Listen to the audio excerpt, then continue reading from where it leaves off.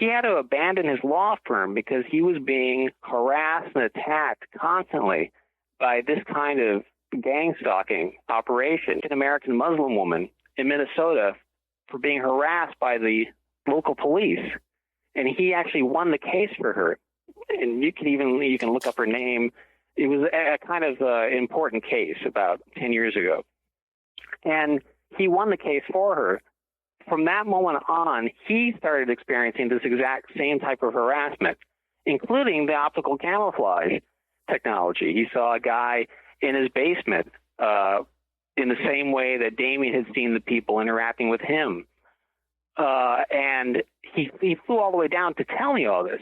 And this was just before Chameleo came out. A few months later, he leaves Santa Monica, where he was staying at the time, because he literally had to just abandon his law firm. He thought if he left Minnesota and just went somewhere else, the harassment would stop. And that's a lot of people think that, but it never happens. It never stops. So he ends up in San Francisco. He's at a Starbucks, and he wrote a letter to a guy he knows at the ACLU, an attorney, detailing his harassment. And that was about 11 o'clock at night. After emailing the essay to the ACLU, he gets jumped by about 4 different guys wearing this kind of optical camouflage uniforms on Harrison Street in San Francisco. They were sort of sparkly, like similar to the way that Damien described them. And he could see their footsteps on the gravel, and they chased him down the middle of the street near the ballpark. They put a bag over his head in an alley and started asking him all these weird questions. Who was the football coach for the Wazeda football team in 1983? Who was the quarterback? All these weird questions that he would know the answer to because that's where he went to high school. And if he didn't, they said, if you don't answer these questions correctly, we're going to put a bullet in your head. And they put an actual gun against his head. They beat the crap out of him. He ends up in St. Mary's with a skull fracture. St. Mary's kicks him out without treating him. Then he ends up at San Francisco General. He spends 6 days there, where he tells the doctors what happened to him, so they transfer him to the psych ward, which is what tends to happen when you say 4 invisible people beat you up. So he spends 6 days there. When the psychologist sees him, it turns out the psychologist went to the University of Chicago for a psychology degree. This guy, the lawyer, he went to the University of Chicago for a law degree. The psychologist can immediately tell that he's not crazy, and he says, what the F are you doing here? And the attorney goes, listen, there's been some misperceptions. I got beaten up. I said some things, that got misconstrued. I just need to get out of here and go back to Minneapolis. And the doctor says, yes, you do. The cops hate you. You need to get out of town. And the psychologist was talking as if he knew exactly what the situation was and that he knew the cops were after him. And the psychologist had to escort him out of the hospital. And the people at the front desk kept coming up with excuses why they couldn't discharge the attorney. And finally, the doctor says, look, you have to discharge this man now. So the lawyer thinks if not for the psychologist, he never would have left the psych ward, at least not alive. So he walks, the attorney walks about 15 blocks in the Tenderloin to 3rd and Folsom, about a few blocks off Mission Street. And this car follows him all the way home from the hospital. He tapes about 5 or 6 spoons around the frame of the door. If anybody tries the door, the spoons are going to go flying onto the linoleum floor. So at about 2 a.m., the attorney wakes up to hear the spoons crashing on the floor, and he screams, "Get the F out of here!" And he runs into the kitchen, and the door is wide open. So he stays up to about 6 a.m. He gets $300 from some friends, goes to San Francisco International, gets a one-way flight to Minneapolis, and goes home. To this day, he's trying to rebuild his law practice, the one he was forced to abandon.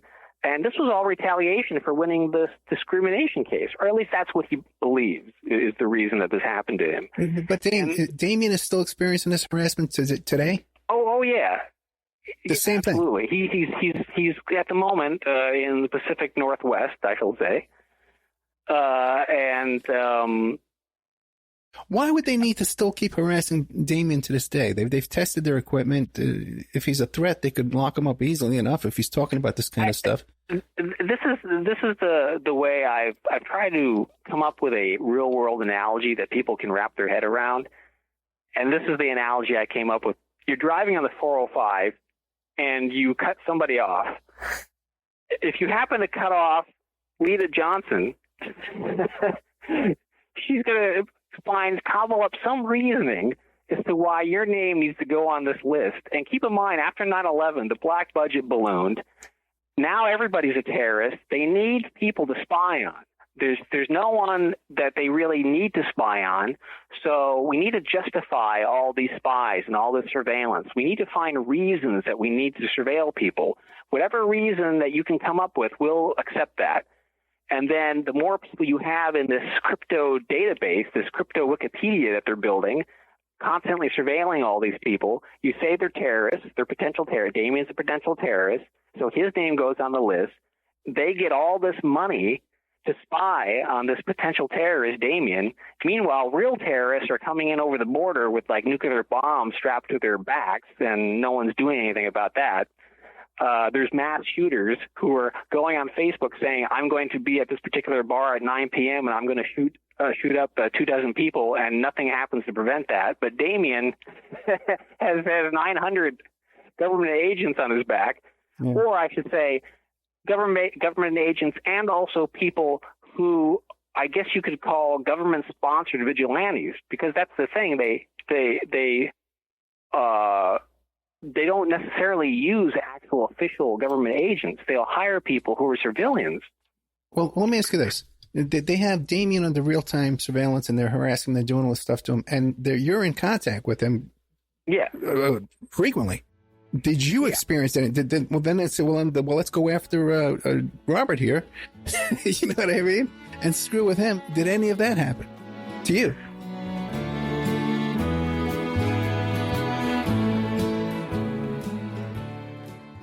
And now a word from our sponsors.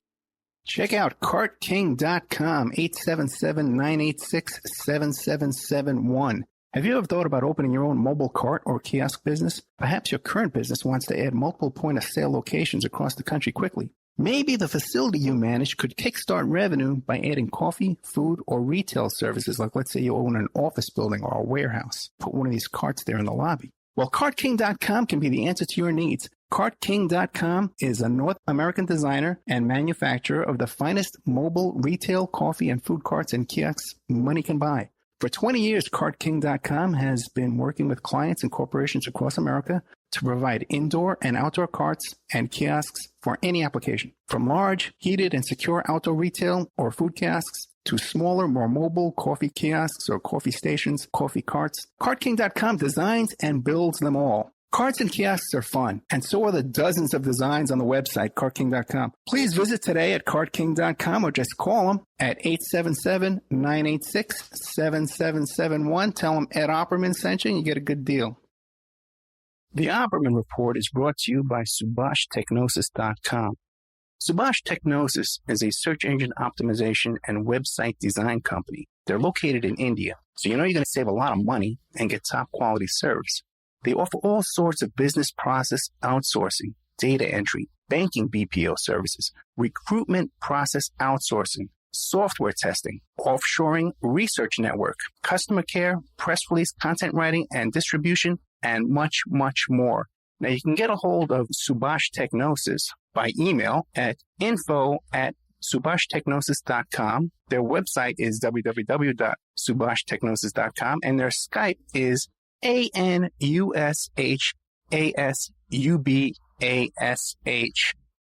Remember, all these shows are brought to you by emailrevealer.com. You can go to emailrevealer.com and get a copy of my book, How to Become a Successful Private Investigator. You also do all the kind of different services for you. Online dating service investigations called an online infidelity investigation. And that's where you give us your husband or your boyfriend, your girlfriend's email address, and we trace it back to their online dating websites. And we return a list of all the dating sites that that email is registered to. We can expand on that investigation and trace it back to porn sites, escort service sites, swinger sites, gambling websites, and even prescription drug websites, and all kinds of digital forensics, computer and cell phone digital forensics, where we can recover deleted content from an email or a hard drive and produce a report for you that you can use in court.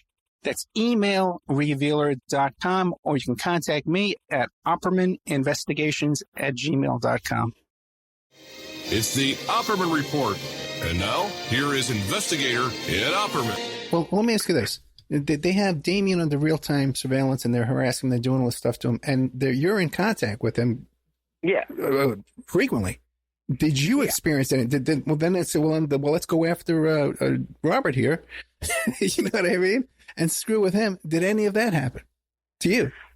Strange things are happening all the time. There's across the street from my apartment, there's constantly someone in a car that will stay in the one spot across the street from the window where I'm now currently talking to you. The person will stay in the car for about 6 days. They won't leave it. They'll just sit there for 6 days. Then after about 6 days, they leave, and then another vehicle will take their place. You want to hear a cute story? Sure. There are these two teenage kids in a van across the street from me. This was after a whole series of different vehicles that would come and go. This particular week, it was these two teenage kids with skateboards. They would never be there by them together. It would be one guy, then the other guy would leave, then the other guy would leave, the other guy would take his place. One day, I'm taking my daughter, my 10-year-old daughter, to the frozen yogurt place that's down the street. I'm leaving the apartment building, and the teenage guy comes by, whips out his penis, and starts peeing on the tree right in front of my daughter. I thought that was odd behavior. I just keep walking, and we go to the yogurt place. We come back. The guy's at the same tree doing the same exact thing. Either he drinks a lot. I don't know how many times he has to pee in front of a tree in front of my apartment, but today he just happened to be doing it both times when I had my 10-year-old daughter with me. This kind of pissed me off. So he goes back into the van, and he's sitting there like he's been doing over the past 3 or 4 days. I come up here, and a golden opportunity arises. His friend comes, and they both get their skateboards, and they leave the vehicle unattended for the first time in about 4 days. Both of them skate away. So I thought, perfect. And I tell my wife what happened, and she goes, oh, you should leave some sort of like a note on their window or something. And I go, it has to be better than that. It has to be more than just a note complaining about them. So I went to my keyboard, and I immediately just typed on an 8.5 by 11 paper a whole series of random letters and numbers, and then underneath wrote, from the management. Then I went across the street, I folded it in thirds and put it in the windshield wiper. Then I come back here, and I'm looking through the window, and both guys come back about 10 minutes later. They see the note in the windshield wiper. The one guy grabs the note, he opens it, he sees it. Now, a normal person would see a bunch of random letters and numbers in their windshield wiper and crumple it up and throw it away. This guy immediately shows the note to the second guy and starts yelling at him, who have you been talking to? Who have you been talking to? The other guy he has a look of fear in his face. He's like, no, man, it wasn't me. They start beating the crap out of each other. One guy just starts pounding the other in the face with his fist. They start fighting each other with their skateboards. Really like knockdown, battle of the titans kind of thing. And then the fight breaks off. I look at my wife and think, I didn't intend on this. Now I'm gang stalking them. Like I didn't really intend on this to end in them beating the hell out of each other. The fight breaks off. One guy skitters under the van and starts looking around the back of the van as if looking for something. Then they both get up. They don't find anything. And they look off to their right, and they have a look of fear in their face. At any moment, flying monkeys are going to descend from the sky and pick them up. And now they're scrambling around. They don't know what to do. They take the note, put it in their back pocket. They jump in the van, and they drive away. Haven't seen them again. Wait a second. Why do you think this is so funny, though? Why wouldn't this be traumatizing to you? Why do I think it's the whole thing? You have to interpret this through a lens of dark humor. There's no other way to interpret this. There's no way to survive when you're being constantly harassed. I mean, that's the thing. When I wrote Chameleo, I made sure that there was a strong strain of humor running throughout it because that was my main role through the whole thing was just try to lighten it up. That's why Damien and I started calling the spies invisible midgets. Because they were little people, which actually is logical if you think about it. If you want people to go in and out of covert places without being seen, you would give this technology to small, slender people. Okay, and they were indeed very small. So we started calling them invisible midgets. This was just to lighten it up a bit, to try to bring some sort of surreal humor into it. So you're describing... You have to see it as funny. So you're describing, physical harassment, even your daughter's being harassed and stuff like that. But have they made any attempt to have you arrested? Have you committed, interfered with your profession? Have the book taken down from Amazon? Anything like that? Well, that's not exactly the way they work. I mean, that would really draw attention to it. The more that you try to censor or try to ban something, the more people are going to want to see it. The best thing is just to leave it hanging out in the open. I mean, there's people ask me what the best book is about conspiracy theories, and I always tell them the best book, if you want to understand the politics of it and how it all works and how conspiracies are actually created, read a book called Hiding the Elephant, How Magicians Invented the Impossible and Learned to Disappear by Jim Steinmeier. It's not a political book. It's not about conspiracy theories. It's about the history of stage magic. And there's a quote at the beginning of the book. There's a long, important tradition of magic being recorded and published. As my good friend Jay Marshall, the man behind the counter at the magic shop, has said for many years, quote, if you want to keep something a secret, publish it. Once in print, information is often filed, forgotten, or dismissed. Publishing a secret takes away its cachet and causes it to be overlooked, unquote. Oh, okay, Robert, we've gone way over time. Okay, and also, too, not only that, I didn't even take any commercial breaks. Okay, we got like 9 minutes of commercial breaks that we didn't even take. What do you want to leave us with? I want to leave you with this quote from former FBI Assistant Director. He said, to keep budgets high, we must keep fear alive. Former FBI Assistant Director Thomas Fuentes, and this is the quote, if you're submitting budget proposals for a law enforcement agency, for an intelligence agency, you're not going to submit the proposal that we won the war on terror and everything's great. Because the first thing that's going to happen is your budget's going to be cut in half. You know, it's my opposite of Jesse Jackson's Keep Hope Alive. It's keep fear alive. Keep it alive. And so what I would say is definitely go to a site called fightgangstalking.com, and which is not my website, fightgangstalking.com, and look under a section called Tactics for Fighting Back. And there's a whole list of very simple things that you can do to fight back against these gang stalkers, these government-sponsored vigilantes, I suppose you could say. People who are being targeted, if you can't if you can't hire a private detective or you can't hire bodyguards, you don't have those kind of resources, there are very simple things that you can do to help to fight back. And if you look at fightgangstalking.com, look at Tactics for Fighting Back, that might help you if, in fact, you're in this situation. Robert Guffey, the website is cryptoscatology.com, and this book here is called Chameleo.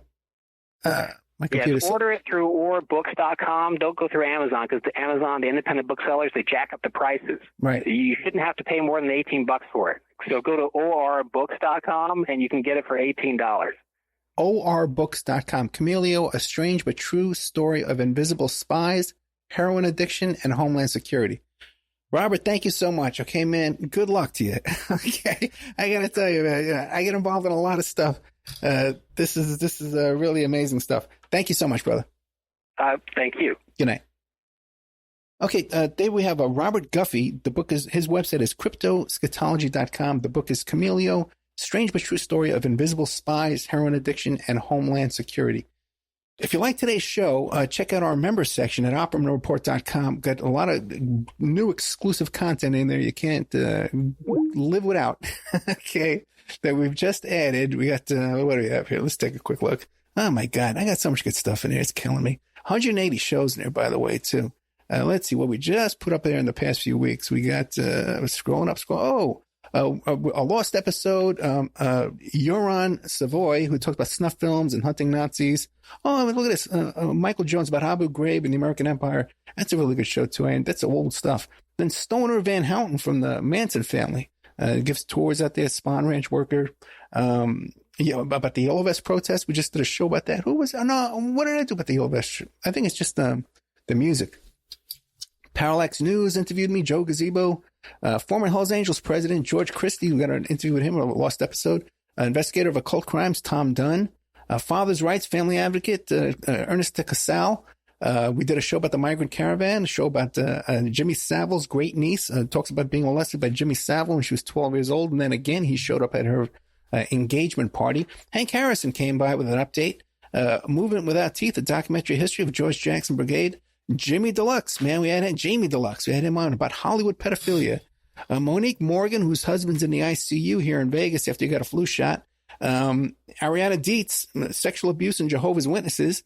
Porkins Policy. We had that guy there, Sam Spadino, the guy who goes to the Trump rallies and causes a ruckus. A lot of great content there and updated. We have Jim Rothstein coming up. I just did a show with Jake Bernstein about the Panama Papers. All kind of stuff coming up this week. I'm interviewing this young girl, Jordan Pruitt, who was a Disney singer who was groomed and molested in her childhood there. We have another guy about the skater, Gator McCluskey. No. Gator, I forget the name, but one of those skater guys who wound up in prison for murder. We got a whole bunch of shows coming up about these skaters and stuff like that. So thank you so much, guys. And thank you, Robert Guffey, and your book, Chameleo, a strange but true story of invisible spies, heroin addiction, and homeland security. And by the way, I am a private investigator. And if you think you're being gang stalked, I don't handle those kind of cases, okay? Whatsoever. So you don't contact me about that stuff. Okay, guys, thank you so much. Good night.